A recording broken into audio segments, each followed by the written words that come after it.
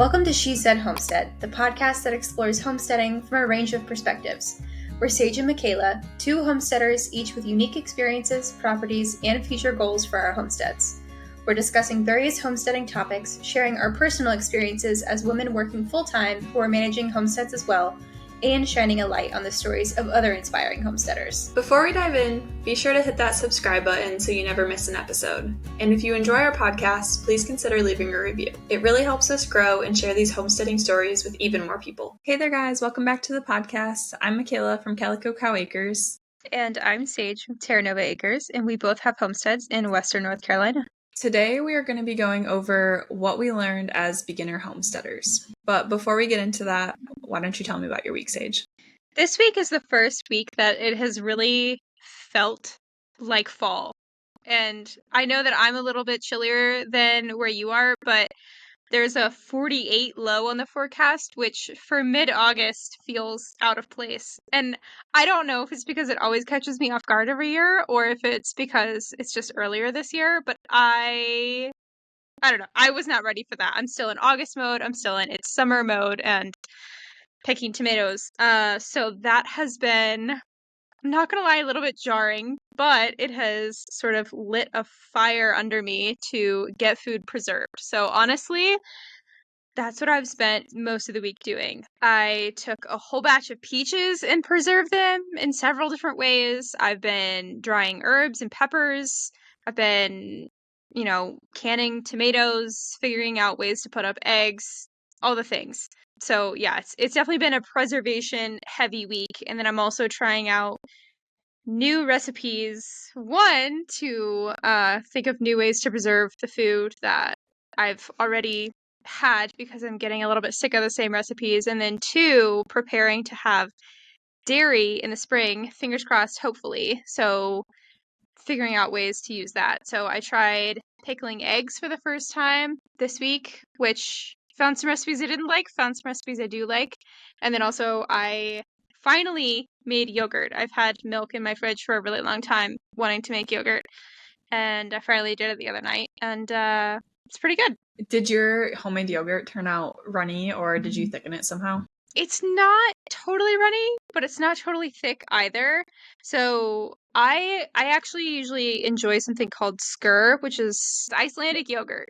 And so it's a little bit thicker. Basically, they add rennet to it and they let it drain. So I might try that next time, but that would mean that I have to find rennet, and that's a whole thing. So we'll see. We'll see if my executive functioning allows me to get rennet before I make another batch. The way that I did it the last couple times, I've made it a few times now, and the way I've done it was adding like 100% beef gelatin, just like a tiny little bit, it's like a teaspoon or two to the whole gallon, and that thickens it really nicely. So if you have that, or if you have access to getting that, that was definitely helpful. And then you don't have to worry about, I don't know, the temperature and everything kind of works well. So I would recommend that. Now I know. Thanks for the tips. That's what I'm here for. And then, the rest of it is getting ready for fall in other ways. So it's crazy. I have like half of my seed starting rack full of plants, which I guess that makes sense, but I wasn't really expecting that for the fall garden. So there's lots of brassicas in there. And then I had started some cucumbers, got those planted outside, and I'm just crossing my fingers that the bugs don't decimate them before the cold weather chases them away. And then I mucked out my hay barn because I buy all my hay for the year at the same time because that's when the guy down the road has it available. So I had to clean out all the old hay. And of course I had the lambs in there too. So it's, all the stuff that gets composted. And so, yeah, drug all that out, put it in my raised beds to make nice soil and garden space next year. And then dragged pieces of wood in there because last year things were just sitting on the floor. And so the bottom layer of hay got moldy, which was fine. I used it. I still used it. I just didn't feed it to the sheep. I used it for other things. But this year I was like, now I know better. Something I did learn as a beginner homesteader. And I'm going to lay down, pallets or pieces of wood so it's not just sitting directly on the floor. And they're less likely to get moldy. I have getting straw on my list soon. Now that our X5 works again, we can borrow a trailer and haul it to get some straw for bedding for the winter because we are rationing it. We are like on the last 2 bales, I think. We need to get straw Where do you so get it badly.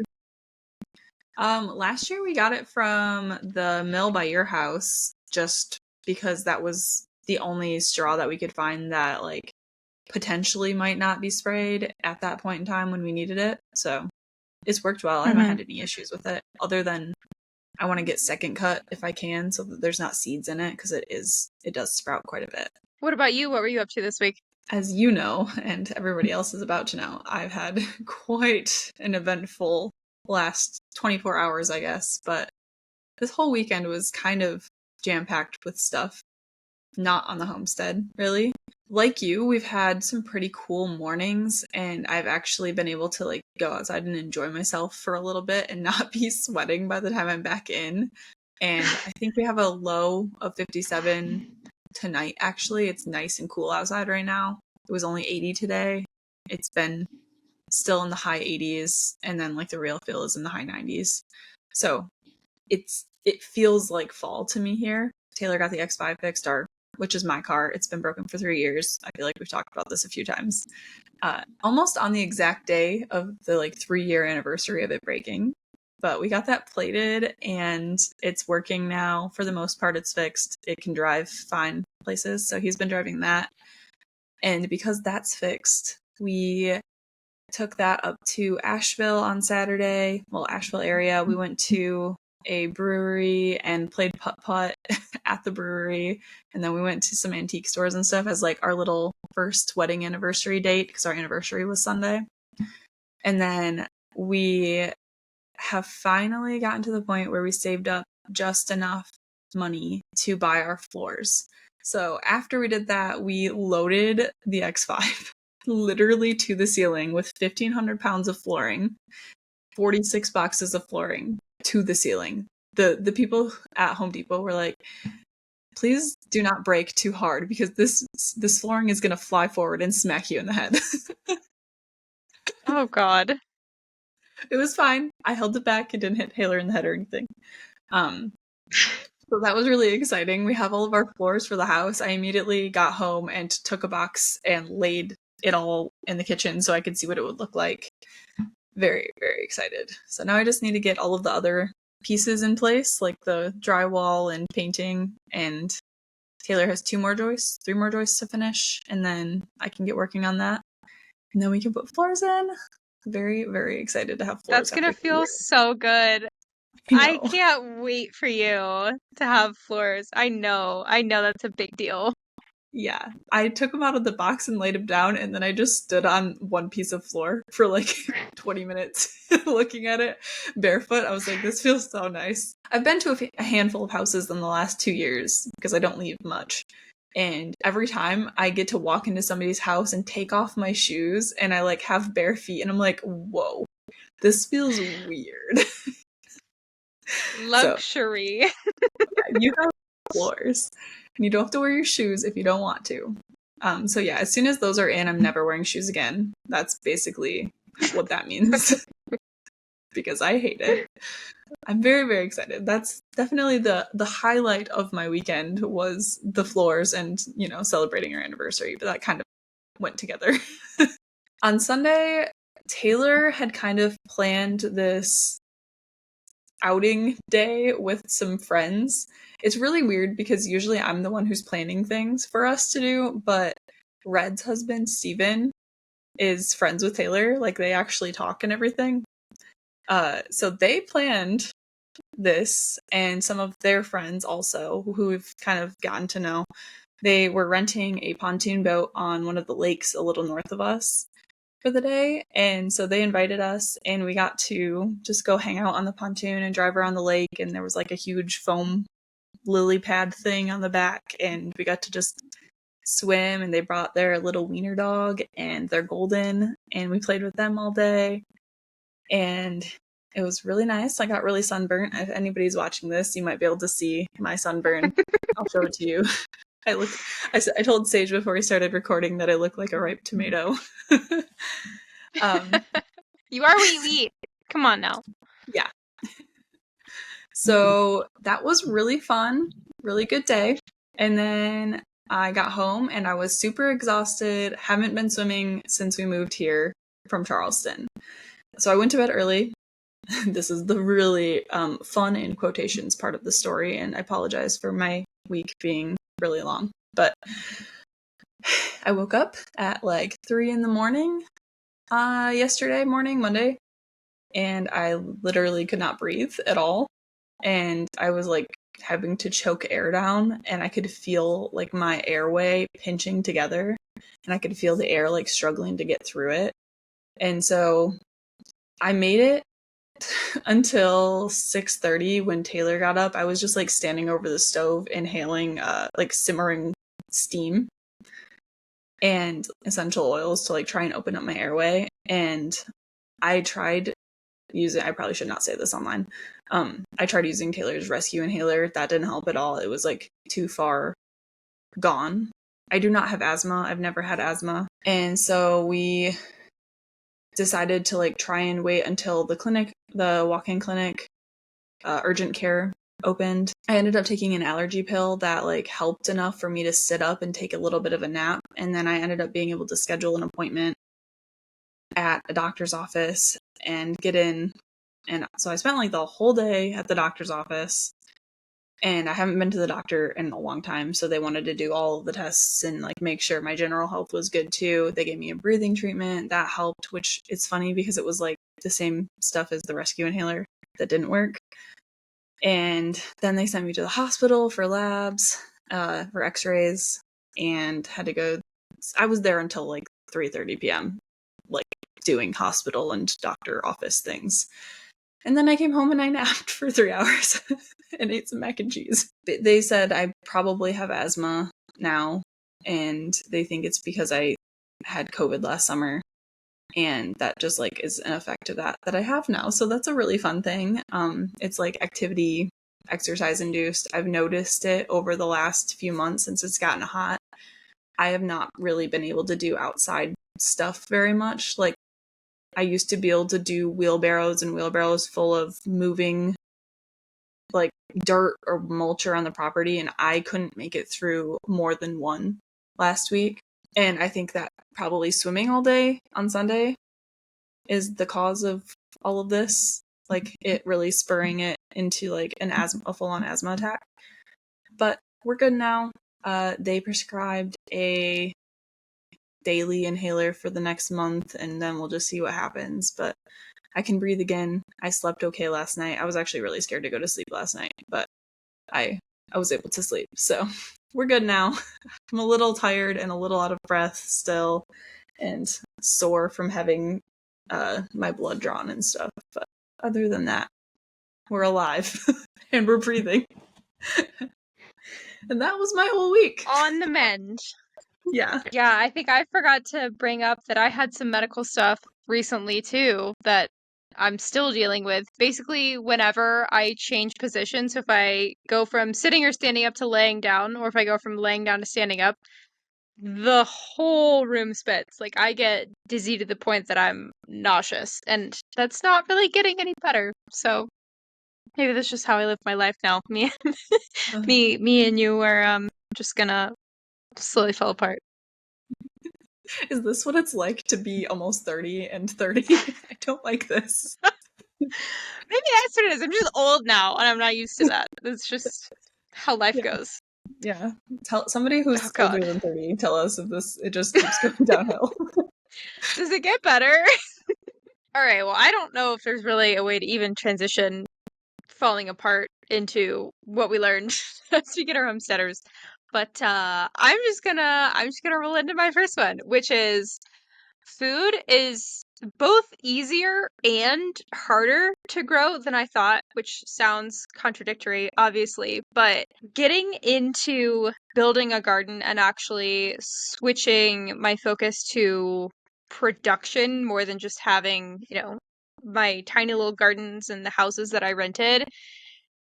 Plants are a lot more resilient most of the time than I even give them credit for. The first year I was here, the soil could barely be called soil, and I still got food. which was kind of shocking. But then also, especially when you're growing your year's supply of tomatoes or you have your batch of meat chickens or whatever, there is absolutely no certainty. There's no guarantee in that. It could be the night before I harvest my chickens and a coyote could come and eat them all. And I've worked however long for no food. Or, like with the hailstorm that came through at the beginning of the season, I had all of my tomato plants planted out and I've kind of, seen the effects from that one storm throughout my entire garden season. So it's nerve-wracking, but also kind of incredible what you can grow. So for the part of that where you said food is easier to grow than you thought, do you have any examples for that specifically? I mean, there's the classic example of you can't leave your car windows open in summer in the South because someone's going to shove squash in your window, right? Because when you have it coming in, you have so much of it coming in that you can't keep up with it all. And different years will obviously have different production, and certain years will be great for one thing and terrible for another. It's never going to be the same. But when plants are happy, when they do grow, you can get a lot more food than I ever really anticipated. I wish somebody would shove squash in my car doors. No, right? I've got a terrible squash here. I guess for me, an example of that would be right now on either side of my cattle panel trellis, I have a little patch of, I always forget the name, pink-eyed purple hull peas, I think is what they're called. I feel like I mess it up, but I also think it's right. I don't know. There's the exact same size little patch on either side of it. On one side, there are ants farming aphids on the beans. On the other side, it's going insane and it's happy. They're literally less than 4 feet apart. The left side is still doing okay. They're just covered in aphids, so I'm curious to see how that works out. But I popped those things in the ground and they are a saved local seed. I think they were like a 3-year saved seed. And so they're kind of just doing their thing. I haven't touched them since I put them in the ground, and they are resilient, even though they're covered in aphids, and one side's just thriving. But then right next to it, I also have my squash plants that are just struggling to survive as they do. Right. And once you have a garden area established, plants will just volunteer themselves. Like, I didn't grow ground cherries this year because I had so many pest issues with them last year that it just wasn't worth it to me. And I was like, oh, well, that's a bummer, but I'm just not going to spend the energy. And then in my pepper patch today, I harvested ground cherries that just planted themselves. I didn't have to do anything, and I got a handful of fruit that I didn't expect to get. I mentioned that in one of my my last garden tour. I was looking at the glass gem corn that I planted from saved seed that I accidentally saved. Like, we found it in the spring and replanted it. It was outside still all winter. And that is the best corn I've ever grown. There's like full 6-inch cobs. And I feel like there's something to say about saved seed in that circumstance. Like, the resilience of the plants. There's something there, in my opinion. I feel like the resilience of plants, and even just like the ground cherry story you just told, leads well into my first thing that I learned, and that is there is nothing like hands-on experience. I spent a few years reading all of the books that I could, and by reading I mean listening on Audible, because I don't really have time to read. I don't take the time to read. Watching all of the YouTube videos, any bit of information I could get my hands on about like homesteading and growing food, I was consuming it. And so I feel like I have a huge cloud of knowledge up in my brain, but not being actually able to fully apply it in, like, kind of tie the information in my head to physical practices and like the food that I'm growing. I could on a small scale, but at this scale here, I feel like it's so much easier to like see all of that and get the context for it. I feel like in the last 2 years of being here, the knowledge that I had from all of my studying of this stuff has really clicked into place, and I've started to see like the relationships between things a lot more, and like why one thing affects something else, and why this practice is best versus this practice. And I think that's obviously something that I will continue to learn year after year. That's not just something that's happening at the beginning of this, but I really think that hands-on experience, even if you can just use plant pots on your patio or get a little plot in a community garden, that is like a huge deal. Yeah, I think there are 1,000 little different things that we don't consciously realize that we're learning when we're physically doing it. Because, I mean, how many details, how many assumptions go into even just one action? So when you can take your own hands and do it, and even if it's miserable and it doesn't work and you fail, quote unquote, right? You still learn so much from that, and it can be frustrating and discouraging, and I'm not trying to downplay any of that, but there's no replacement for learning by doing, in my opinion. That's a good point that you make about the learning a whole bunch as you're doing something that you're not even realizing. Just thinking about planning out my fall garden, or like the layout of my garden where I'm going to put things next year, and thinking about all of the reasons that I'm choosing to put things in a certain location.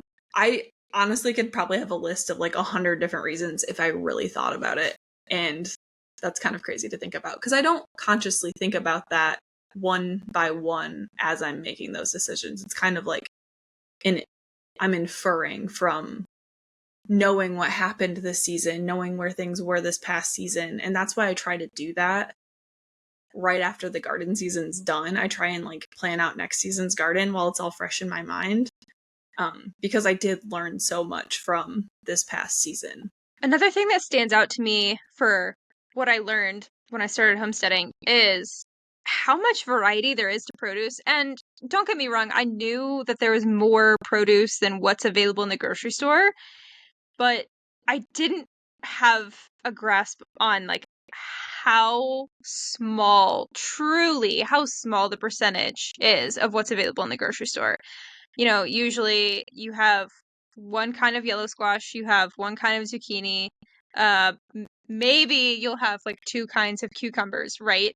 But you go to a seed store, or you even compare multiple seed stores, and you look at the seeds that have been saved in your area, and you look at all of these different things, and you're like, holy cow, it is actually kind of insane.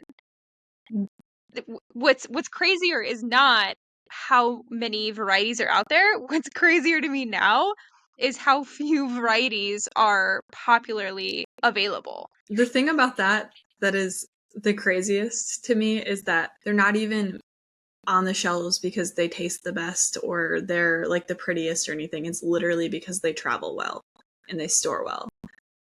And that makes me so sad. Like, we're not even getting, like, they're not even breeding them and putting them in the stores for us to experience like the best flavor. It's literally for the transportation purposes. And I mean, I get it, right? Like, logistically it makes sense why that's the case. It's the things that grow, store, and ship the best. But that's also what's really, really cool about getting to grow your own food, is that you get to have these varieties that you can grow for flavor. And, I do that, and then I deal with more pest pressure, or, there's other ramifications to that. There's pros and cons to everything. But it's incredibly cool. And, even the things that I haven't planted here, the wine berries that grow here are amazing and delicious, but they're not popular because they kind of turn to mush in a day. And so you get to have such a wider range of food experiences when you get to do things like forage and grow your own food, and just get more involved in your food in general. Yeah, and I think that's a huge part of why I do this, is because I do have so many of those issues with textures that, like, okay, I don't maybe like this texture of something that's at the grocery store, but maybe there's 500 other variations of it that I might like one of those instead if I eventually stumble across it. So I just have to keep trying new things, and sometimes they don't work out, and sometimes I won't like them, and I just don't grow them again. But guess what? I have chickens I can feed them to, so it's okay. Okay, so speaking of seed varieties, I absolutely love the process of like going through my seeds and getting them all planned out and organized and making the lists of what seeds I'm going to start and when I'm going to start them, and making the little sticks and writing the names on them and getting all the soil and stuff in there, putting the seeds in there, getting them started. Although it usually does hurt my back, I enjoy the process of seed starting. However, once the seedlings come up and my excitement is gone that they have come up out of the ground and they're little seedlings, I'm like, good luck. I do not enjoy taking care of them after that. I'm over it. I'm like, oh my gosh, why do you need so much water? Can't you just, exist? Why do I have to keep watering you? Why do I need to add new soil? So I try and make that as low maintenance as possible, but with how many seeds I start, I hate keeping up with them. That's one thing where if I could get all of the varieties that I grow and I want to grow somewhere else, if somebody would start them for me, I would totally do that. Which is so funny because I'm the exact opposite. I hate physically starting the seeds, but then once they're sprouted, I'm like, oh, hi, let me baby you. Let me, it's future food. Oh my God, you're so cute, right? Like, it's interesting how that kind of stuff can be flipped. Another thing I learned is that as humans, we tend to over-engineer and overcomplicate things a lot more than we need to, especially with things like gardening and these skills that maybe on the larger scale are starting to get lost. I see a lot of people marketing to problems that I don't necessarily have. Not saying that they don't exist at all, right? But, for me, where I am, yes, I deal with deer. I need to solve the problem of deer eating my food. But where I am, I don't really deal with the issue of, for example, hawks eating my chickens. And so I think, especially in this sort of more self-reliant sphere, people will try to sell you a product to solve an issue that you don't have. And I think a lot of that is with social media, but also like fear-based marketing where they're like, oh, well, aren't you worried about a hawk? Like, what if it does happen? Like, it could happen. That is definitely something that I see a lot. And especially, I'm not trying to put people down for trying to like earn money and like be self-employed and make their own income, but I feel like on Instagram especially, that's a thing that's gotten huge where it's like, think of any skill that you have and try to make money from it by selling like a guide. It's not just products, it's people like selling you their knowledge, I guess, if that makes sense. Right. And another downside of that is I feel like people see all of those things and the culmination of it makes it feel like or seem like it's so impossible that there are so many obstacles to overcome, which, don't get me wrong, it's hard work, but it's not this crazy impossible thing that you have to deal with every single issue that could ever come your way. And so it's unfortunate that it's commodified or commercialized in a way that makes it feel inaccessible. And that's part of the reason why I will do brand deals for our YouTube channel, but I'm so picky about it because I don't want to try and sell people things or push things on people that I don't think will necessarily benefit them. Like the chick cozy door, that's something that we were planning to buy anyway, and it is a huge benefit to us. And I think that, if you're somebody who has chickens and you work a full-time job, or you're wanting to go like on vacation or leave your homestead for a few days, like that can make or break that, and like it saves you a lot of money in the long run for having someone to come take care of them or whatever. There's a whole bunch of reasons. So like that's something that I felt comfortable sharing, but we're so picky about that. And I think part of the reason for that is we get a lot of comments, and it's always with good intentions, of people saying, you need to get a tractor, you need so-and-so tool that will change your life, you need to get the goats. Equipment and tools and all of the bells and whistles, they can make things a lot easier and they can save you a lot of time. But also, if you don't have the budget for those and you are willing to put in a little bit more manual labor and time, you can do just about anything without major equipment if you're patient and determined to do so. Like I've mentioned so many times here, I literally started my garden with a Rubbermaid tote and a shovel. You can do it. It's going to be okay. It's a lot of work and it's not convenient, but you can do it.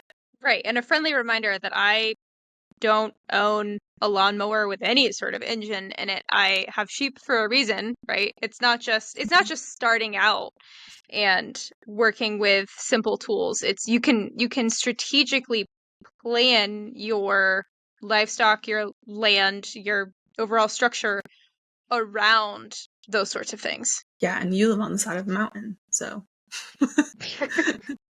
And I mean, like, part of that... People haven't heard that enough. Yeah. Part of it, I feel like, is going to be based on the status of your homestead at any given time. Like, if you move to your homestead and it needs a lot of clearing before you can do anything, like ours does. Like, we couldn't have done anything without having the lawnmower because we couldn't have gotten to the brush to clear it. So, like, that was kind of necessary for us. And then also, if you're trying to buy raw land and build a house and driveway and barn or whatever without any equipment, that could be difficult. But at the same time, you could always, try and hopefully figure that out financially and time-wise beforehand and then, sell them later. It's not something that has to be like the tractor. I feel like it's just like a milk cow where it's like that doesn't always have to be the epitome of what, like, the peak homestead.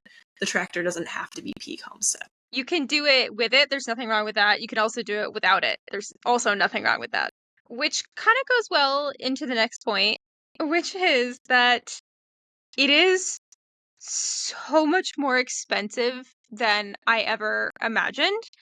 I think oftentimes homesteading is portrayed as, just buy your seeds and grow all your food and you'll save so much money. And there are absolutely ways to do that. I will admit that I have not structured my homestead around saving the absolute most money because that's just not where my motivations lie. That's not where my heart is at. But when you start looking at all of the fences, the feed, the pasture seed, the tools, the shelters for all the animals, just the general infrastructure, the animal first aid you gotta have on hand, all the garden seeds every year, the compost, the mulch, the trellises, the shelving, the storage space, the jars, the kitchen tools to process it all. Like, it... I've been doing this for 3 years and I'm still buying stuff, right? I'm still slowly expanding my library and my resources. And I don't know if I'll ever get to a place where I'm not doing that, to be really honest. It's something that I invest in because it's worth it to me, but good God, yeah. I never thought it would be this expensive. I feel like I have a skewed view of this because our house has cost us so much money. It's continuously being and going to be the most expensive thing until we eventually maybe build a barn. I think that we are in the same boat where we're kind of investing money into certain things, into a lot of things, because we value more than just saving money. I don't know if that makes sense. We're investing money in the things that we know are going to benefit us in certain ways. And sometimes we're saying, no, I'm not going to spend the money on that, like a tractor from the last point, because that's not going to benefit me in a specific way, and I want to save my money. But I think there's so much value in other things that we see, and so we're willing to put the money into it. Like, I was willing to spend a whole bunch of money, like $600, $700 on all of our cattle panel trellises, because I wanted to have a really beautiful garden, and I'm okay with that. Like, that's not directly giving me money back in any way other than supporting my plants. I probably could have done that a little bit cheaper, but it brings me joy. And eventually I want to do a greenhouse and like a seeding area in the garden. And yes, those have other benefits. I'll be able to start more seeds. I'll be able to extend my season.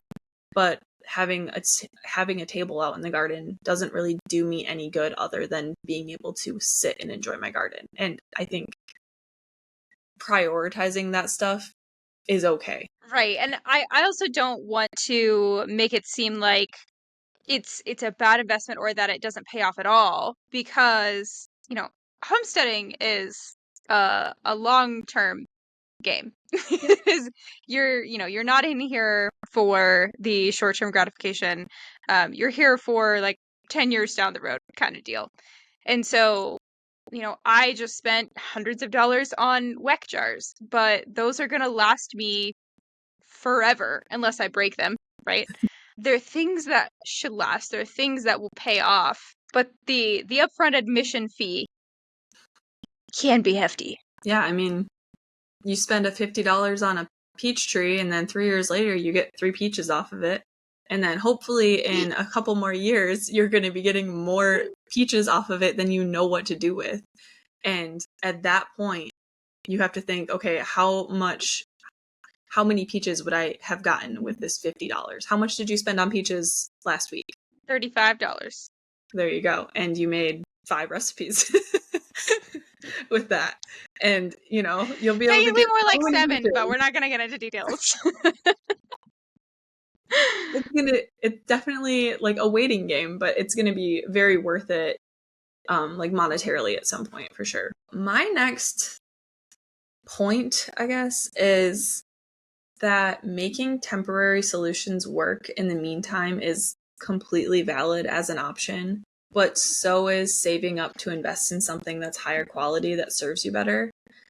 I think there are so many examples for this. My first example, I will use my house. We just got those floors this weekend, and I would have loved to have bought real hardwood floors for our house that match our existing ones in our bedrooms.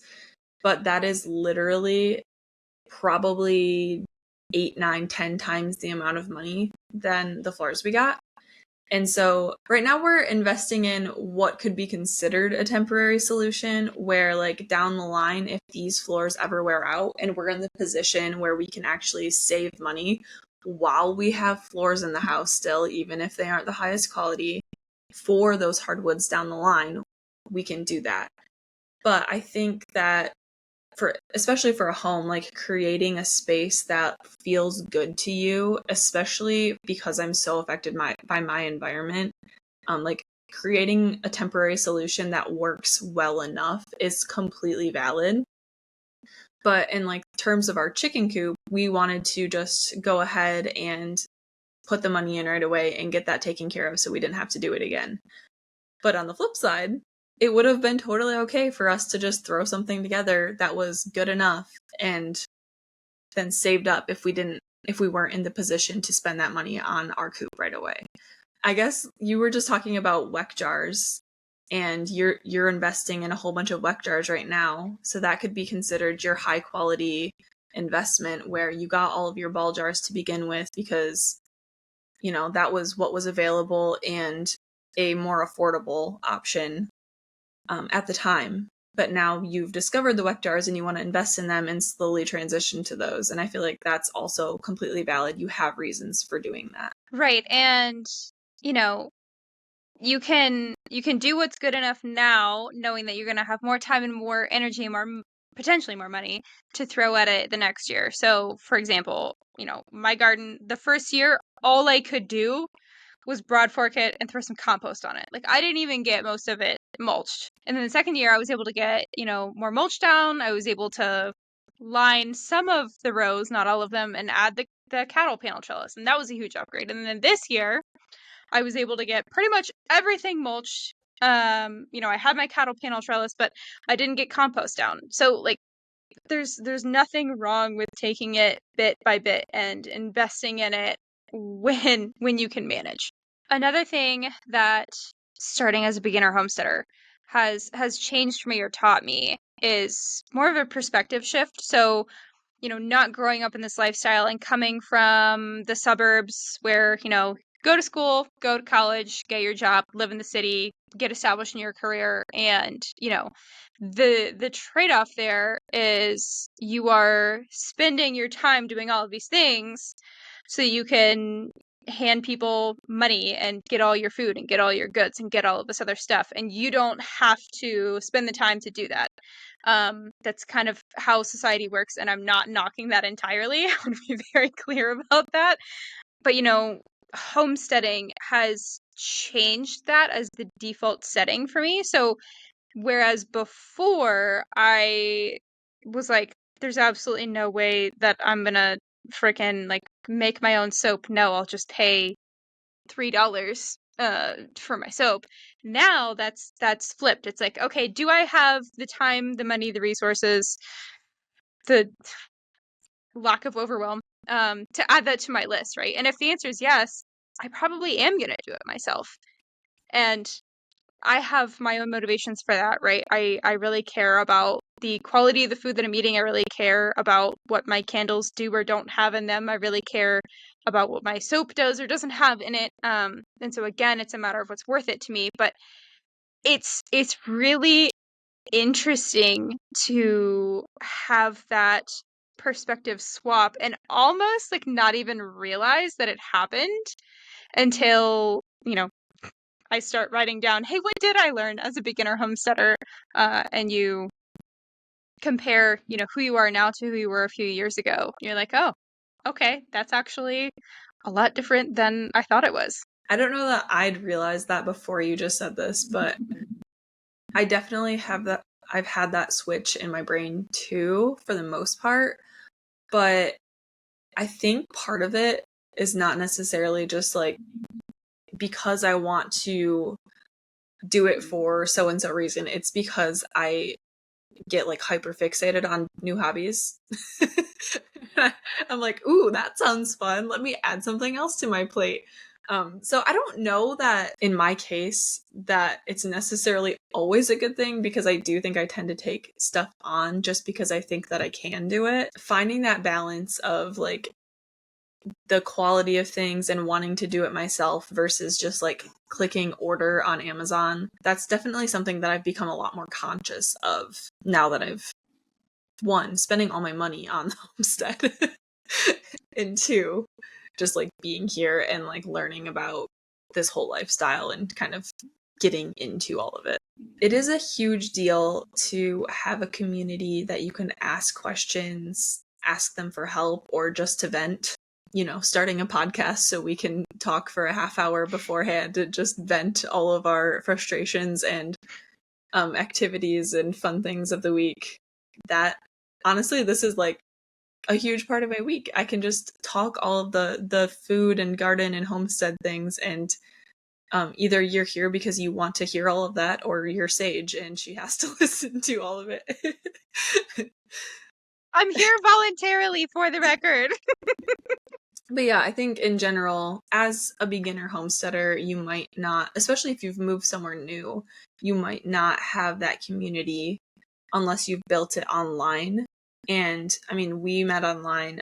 Pretty much everybody that I've got in my homestead community, in quotations, is somebody I met online. And I think that's really cool, because I can just text my neighbor like I did earlier today and say, hey, I need help with this, or can I borrow your trailer to go get a bunch of straw, or do you know of so-and-so, or have you ever heard of this? Like asking questions to people who are like a little bit more experienced than you, or even in the same position as you, is really, really helpful in trying to get established and learn what you're doing while you're in the midst of potentially like making mistakes and just like trying to get your bearings. That's honestly something that I have significantly undervalued in my life to this point. And the only reason that I learned to butcher chickens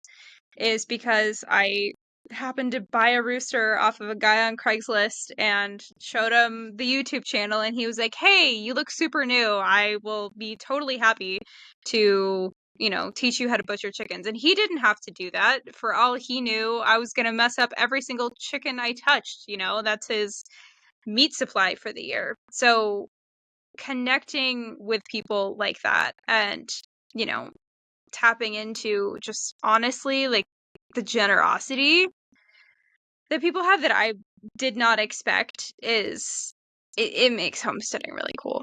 That's definitely not something that in like the normal world I feel like is super common, at least not now. Like we lived in an apartment complex for a year and now I met 0 neighbors and it was a huge complex. Living in neighborhoods, we've never really met any of our neighbors. Maybe the ones right next door we would say hi to and like knew their name. But we didn't make any of those connections because it's so easy to just go get what you need or Google something that you don't have to make those connections. But when there are such specific things that are like, I don't even know, like something with your dairy animal goes wrong and it's a very niche, very specific question that you have, like a few people you could ask and they will actually help you and they've been through this potentially. Or they know like the best practices. They've dealt with things similar. So having that knowledge is, I feel like, crucial and being able to share it. So that's one of the huge reasons I like having this podcast because we're not necessarily experts, but we might be like one step ahead of somebody else and be able to give some insight on something. We're just ADHDers who have gone down a lot of weird research rabbit holes and have a lot of random homesteading hobbies. Like I said before, there's a lot of facts up in this cloud of my brain. And I'm happy to share them. We don't know everything, but we know a lot. And, related to all of that wealth of knowledge, growing food is only the beginning of it. It's only the tip of the iceberg. You can grow your own food, but if you don't also know what to do with it and have, a place to store it and jars to store it in or a freezer to store it in or however you're doing it, it doesn't really do a whole lot of good. It doesn't matter how many tomatoes you grow if you don't know how to store it for winter. They're going to go bad. Speaking from experience of what that happened.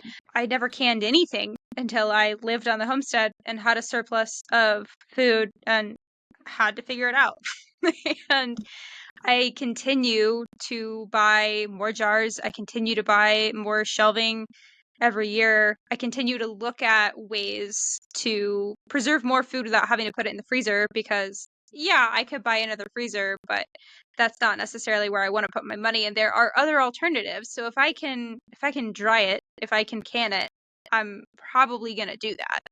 Yeah, I mean, we always talk about how homesteading is kind of a million hobbies rolled into one, and I think that's kind of the point of this, where it's like, okay, you can learn how to grow the food, but then to actually take advantage of that knowledge of growing the food, you also need to learn how to do all of the food preservation things. You probably want to learn how to take care of your soil. You probably want to learn how to raise animals or have animals on your property to help you improve that soil, and then you have to learn how to take care of those animals, and it all just kind of spirals. And so no matter, I feel like even if you come in from a different hobby than growing food, it's all kind of intertwined and you end up sort of falling into all of the hobbies of homesteading. At least if you're like us. Yeah. I mean, I guess maybe some people are able to have moderation, but I feel like at the very least, if you're growing food, you need to figure out either one, how to cook with it fresh, really well, and in huge amounts, or you need to figure out how to preserve it. That's like the most basic level of growing food. And I feel like that kind of ties into this one where making room for having a solid plan and also being able to kind of pursue interests as they come up and new hobbies and new things that sound fun to try in homesteading, because there's so much that you can kind of do for yourself when it comes to homesteading. Making room for both of those things is really important. You want to try and keep a flexible schedule, but have some sort of plan and or schedule regardless. Right. And even if it doesn't come down to, hyperfixations, like I can spend 6 months making the best grand plan for my homestead next year, and it's immediately not going to happen because there's going to be some unforeseen circumstance or, obstacle or something that I cannot plan for because I don't have my magical crystal ball, right?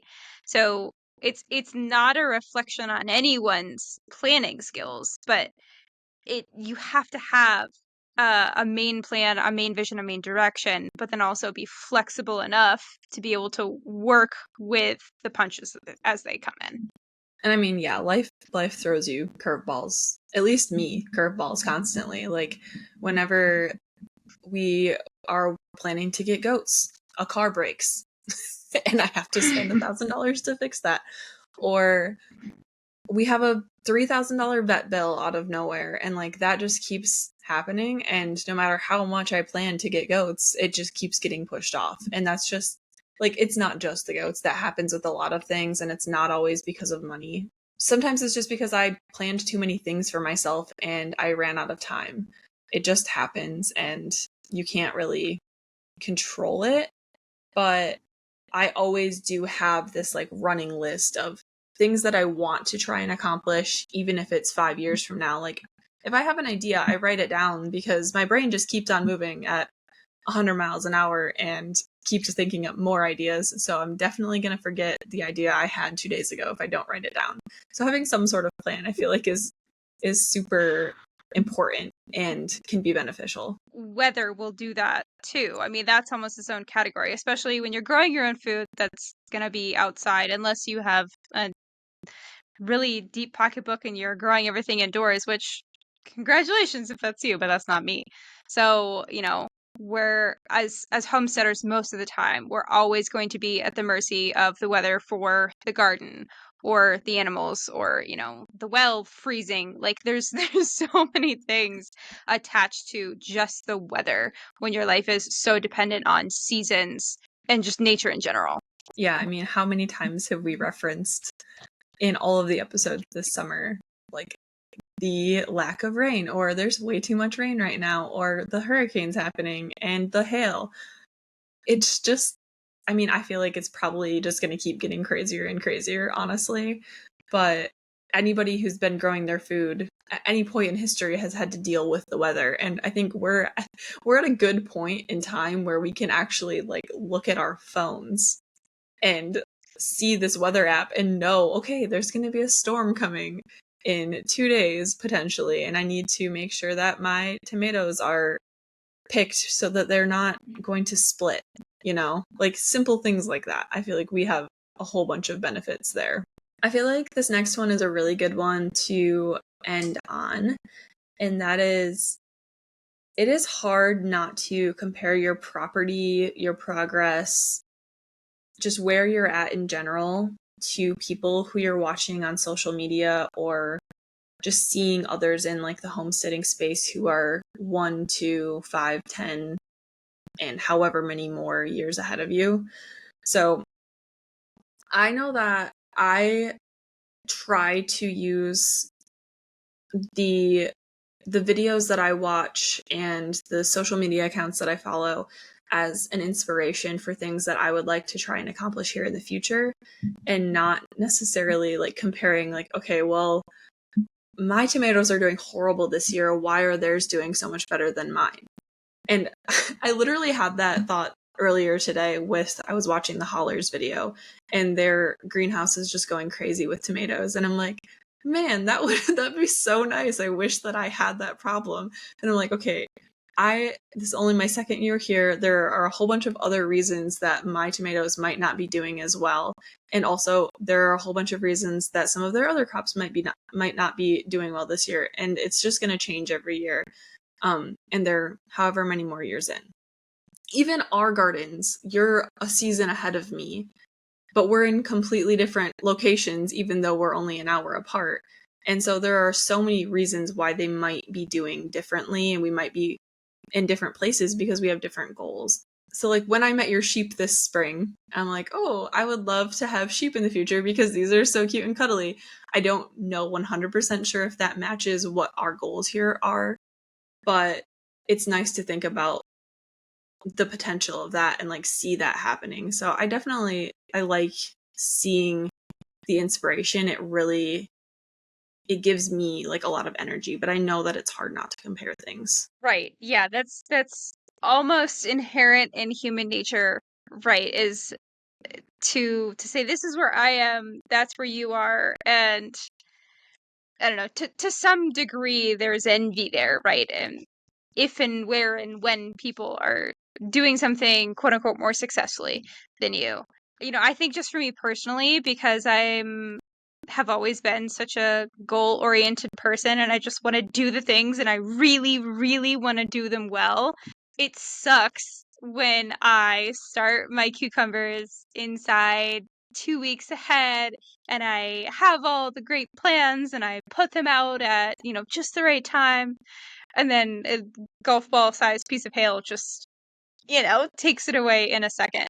There's so much variation. It's not because any of us are doing things inherently wrong. And everybody's going to have their successes and struggles in general. Plus, everybody's going to have their successes and struggles in a single season. Everybody's dealing with some sort of problems, even if it doesn't look like they are. For example, Mickayla, what's something that was terrible last year, but that there's been so much progress on this year? Last year, I got my big 24-foot long cattle panel trellis tunnel up. I planted pole beans on it and they really didn't fill it out at all. And so I was really, really hoping that this year I could have my trellis covered for at least part of the season. And so I planted melons on it. And this year, the melons have gone insane and I've got loofah on it and it's just a whole tunnel of green and it's awesome. I'm very, very happy with that this year. Every year I want to grow so many seasoning peppers and I get so excited about my corbachis and my marconis and whatever else. And every year I'm like, man, that's a bummer. I got like 2 peppers off of this and then the hornworms ate half of them. Or whatever other pest. But, this year, yeah, my tomatoes suck and they look more like sticks than tomato plants. But my peppers are doing awesome and amazing and I'm going to be able to put away a bunch of them and probably have more than I need for the year. So that feels really good. Anybody who's listening and sees our other content on YouTube or social media in general, and you've ever felt like, wow, I wish I could do or have that, I hope this podcast lets you know that we are not experts. We all have our own struggles and we are still absolutely adoring this lifestyle. I wouldn't change this for anything. Thanks for joining us on this episode of She Said Homestead. We hope you enjoyed our chat. Before we say goodbye, we'd love to hear from you. Send your homesteading stories to us at shesaidhomestead@gmail.com. We can't wait to share them on the air. To stay connected, follow us on Instagram for updates and sneak peeks at what's coming up next. If you like video podcasts, make sure you subscribe to the She Said Homestead YouTube channel too. We can't thank you enough for being part of the She Said Homestead community. Until next time, happy homesteading.